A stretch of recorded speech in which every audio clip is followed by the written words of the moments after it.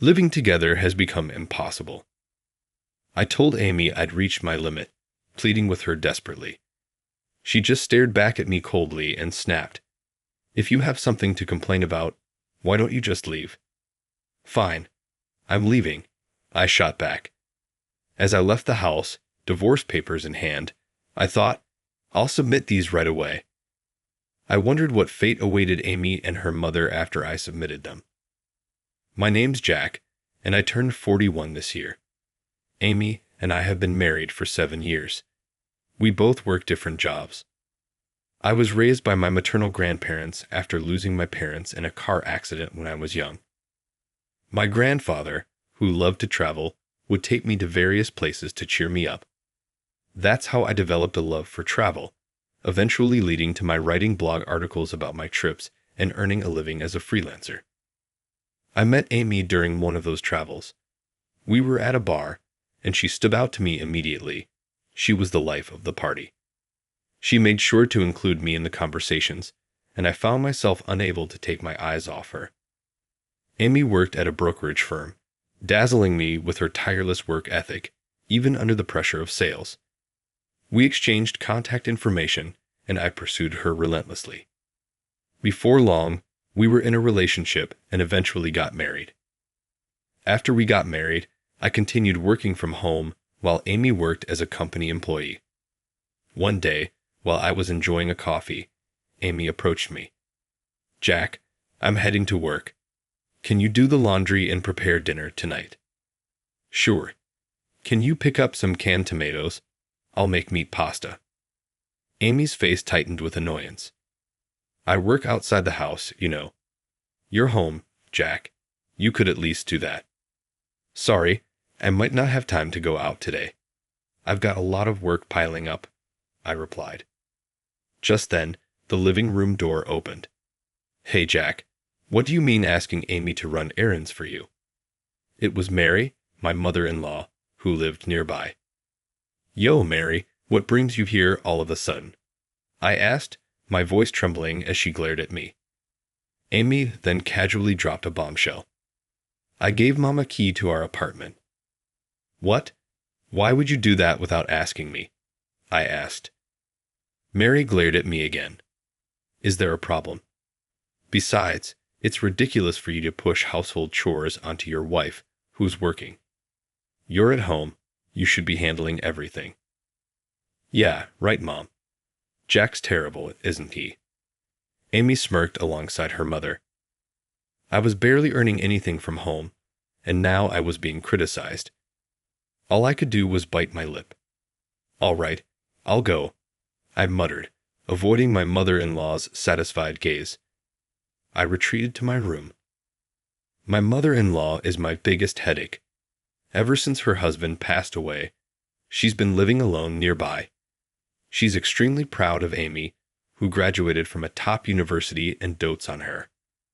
From the beginning of our marriage, Mary never liked that I worked from home, often making snide remarks.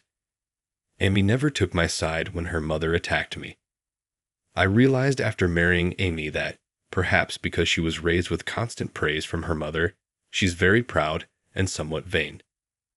There's a strong sense of dependency between them, and if I ever complain about Mary, Amy quickly becomes upset. I'm sure my mother-in-law will start coming over more frequently now. Just thinking about it fills me with dread. And she did. Mary started dropping by more often, criticizing every bit of housework I did. On Amy's days off, she'd stay the whole day, chatting and laughing with her. This lifestyle wore me down completely. One day, it was Mary's birthday, and I was on my way to her house. My steps were heavy, but I had to fulfill my duty. Amy had work, so we planned to meet at her mother's place later, leaving me to go by myself first. "Happy birthday, Mary," I said as I arrived early. I took a beautifully wrapped box out of a paper bag. "This is a gift. I bought it from a shop I visited for one of my articles. It's a handmade bag." Before I could finish, Mary let out a loud sigh. "What is this? Trying to go cheap? It's probably just some freebie you got as a souvenir, isn't it?" "That's not true." I quickly denied her accusation, but she wasn't listening. I don't need such a cheap bag. You have no sense of thoughtfulness at all, she snapped. I thought you'd be happy with it, I said, feeling deflated. Mary glared at me and began to make sarcastic comments. Be quiet. I don't like that you use work as an excuse to travel around, causing trouble for Amy. That's not true. I take pride in my work, and it's cruel to talk to me like that. I snapped back, but she kept looking down on me, mocking me for earning pocket money. That's laughable, she sneered. You're living off Amy. Return this useless thing and bring me a gift card instead. I stood there stunned. Then, I put the gift back in the bag and left my mother-in-law's house, heading to the department store. I'd like $200 worth of gift cards, please. After buying and wrapping the cards, I returned to her house, feeling heavy with every step. Mary, I'm back, I called out. Amy, who had arrived at some point, popped her head out. Jack, it's my mom's celebration today. I've ordered some fancy takeout. The dining table was crammed with dishes from a famous restaurant, but I had been told to cook. I had already bought the ingredients. As I stood there, dumbfounded, my mother-in-law interjected. What are you talking about? This food is obviously better than anything you make. Thank you, Amy, for thinking of me. All I could do was watch them with a look of satisfaction. Reluctantly, I took a seat, and the three of us began to eat. Amy and my mother-in-law chatted happily, but I felt completely left out. As the meal was nearing its end, Amy suddenly spoke up. Hey Jack, shouldn't we consider moving soon? Moving? What do you mean? You know, the new high-rise apartment nearby. I think living in a place with a great view would really lift my spirits and motivate me to work harder. Oh, a high-rise apartment sounds wonderful. My mother-in-law chimed in dreamily. I quickly said, but isn't our current apartment good enough? Amy's face immediately showed her displeasure. We can afford it, so why not? My mother-in-law glared at me, pressuring me with her words. That's right. A husband should just quietly listen to his wife. I shrank down and could only say, understood. If moving could make my work more efficient, it might not be a bad thing. Plus, if I make sure not to give my mother-in-law a key this time, it could be better than the current situation. Convincing myself with these thoughts, I agreed to move to the high-rise apartment. As we proceeded with the moving arrangements, I made a point to talk to Amy. Amy, there's something I need you to promise. Once we move, can you promise not to give your mom the keys? Why? It's no big deal. I'm at my limit with your mom's meddling. If you can't promise that, I can't go through with the move. Amy's expression turned thoughtful, and she placed her hand on my shoulder. All right, if you feel that strongly about it, I guess it can't be helped. I won't give her the keys. Thank you. I appreciate you understanding. Amy seemed really excited about living in the high-rise apartment, and with her promise not to give her mother the keys, I felt relieved as we continued preparing for the move. A few months later, we finally moved into the high-rise apartment of our dreams. The location was exceptional, with great views, and the interior was luxurious and elegant. Amy and I were finally living a fulfilling life in our new home, but the issue with her mother still loomed. Hey, can I invite my mom over today? What? You just invited her over yesterday. Amy started wanting to invite her mother over almost every day. As a result, my stress kept building, and we increasingly got into arguments. Please stop inviting your mom over every day. Why not? You're the one who said not to give her the keys, so I'm asking for permission now. That's not the point. The day after our heated argument, I had to leave for an overnight business trip for an article meeting. On the day of my departure, Amy didn't say much as I left the house. I boarded the bullet train and headed to my business destination. It was a busy day, but I managed to finish my work and bought some souvenirs before heading home. The moment I returned and opened the door, I noticed something unusual. There was a vase-like ornament that hadn't been there before. It was the same one I had seen at my in-laws' house. A bad feeling crept over me, and when I went to the living room, I found it filled with stacks of cardboard boxes. What is this? From behind the cardboard boxes, my smirking mother-in-law emerged. Finally back, huh? I heard you told Amy not to give me the keys. Trying to lock me out? That's not going to happen. Panicked, I confronted her. Mary, what is all this luggage about? What do you mean? I'm moving in here. If we live together, it doesn't matter whether I have a key or not, right? But what about the house you were living in? Oh, that place was a rental. I've already canceled the lease. Dizzy from my mother-in-law's smug declaration, my eyes were drawn to a piece of paper on the table.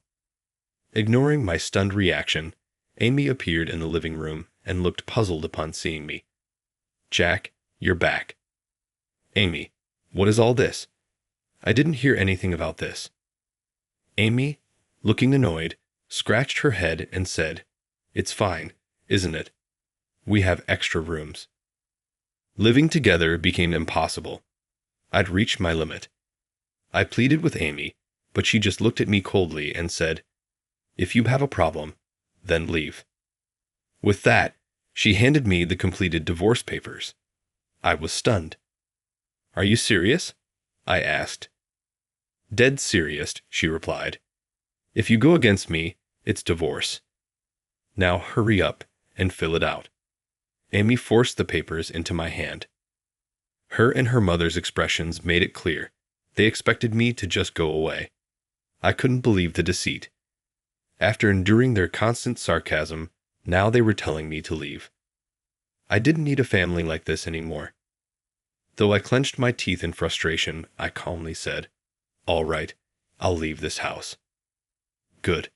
Now hurry up, pack your things, and get out. I can't wait to see how you manage on your own, my mother-in-law sneered as I gathered my belongings. Amy avoided looking at me. I turned to her and asked, Are you really sure about this? She smirked.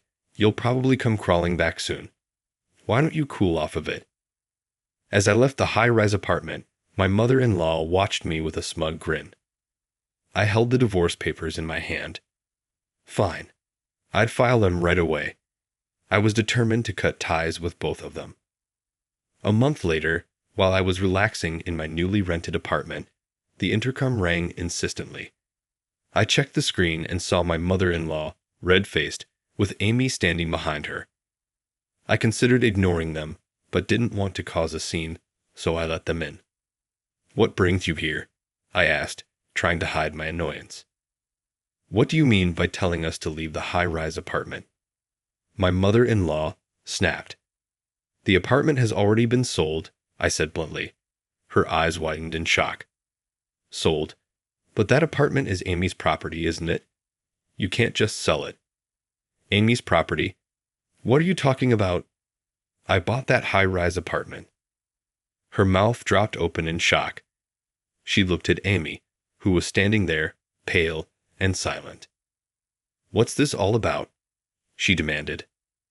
I sighed and looked directly at Amy. Amy, didn't you tell her? Amy remained silent, avoiding eye contact. Turning to my still confused mother-in-law, I continued, You called me a bottom-feeding bum, but I'm actually the founder of a popular travel blog. I occasionally appear in magazines and on TV. Magazines? TV? She stammered, shocked. Yes, and I do have some savings. By the way, that gift you said was too cheap. It was actually worth over $1,000. I returned it, just as you suggested. And about the takeout for your birthday, Amy charged it to my card without asking. My mother-in-law's face turned to shock as she tried to comprehend everything. Then she turned to Amy, desperate. Amy, why don't we just buy back the apartment from him? You're the top salesperson, earning over $100,000 a year, right? You must have some savings. Amy didn't say a word. I couldn't help but smile as I replied, Amy has no savings left. Right, Amy? To the shock of my mother-in-law and the stunned Amy, I calmly explained. She's been failing in the stock market, incurring huge losses. By now, her savings must be nearly gone. Isn't that right, Amy? No way. Amy, he's lying, right? My mother-in-law cried, shaking Amy's arm. Amy collapsed to the floor, her strength gone. I thought moving to the high-rise apartment would boost my motivation and lead to success in my job. But Amy started, hesitating under my glare. I failed again.